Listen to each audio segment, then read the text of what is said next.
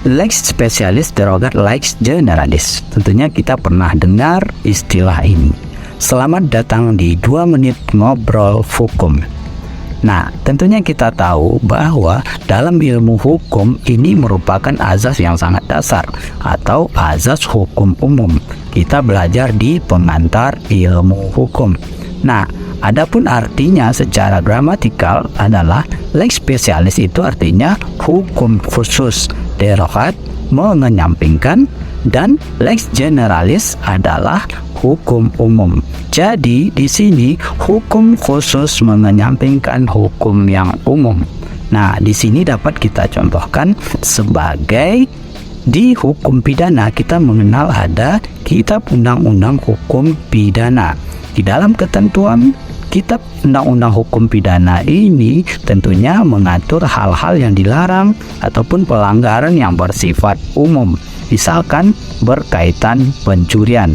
Nah, ketika pencurian yang sudah tersistematis dan menghabiskan uang negara, tentunya ini tidak akan make sense ataupun tidak akan bisa memberikan hukuman yang setimpal kepada orang yang melakukan korupsi ataupun orang yang melakukan pencurian dalam jumlah yang besar ini. Maka dibuat undang-undang khusus yang dinamakan dengan Undang-Undang Anti Korupsi. Nah, Undang-Undang Anti Korupsi merupakan undang-undang khusus. Jadi, ketika orang-orang ataupun pejabat negara melakukan korupsi, maka dia akan dikenai sanksi berdasarkan Undang-Undang Korupsi.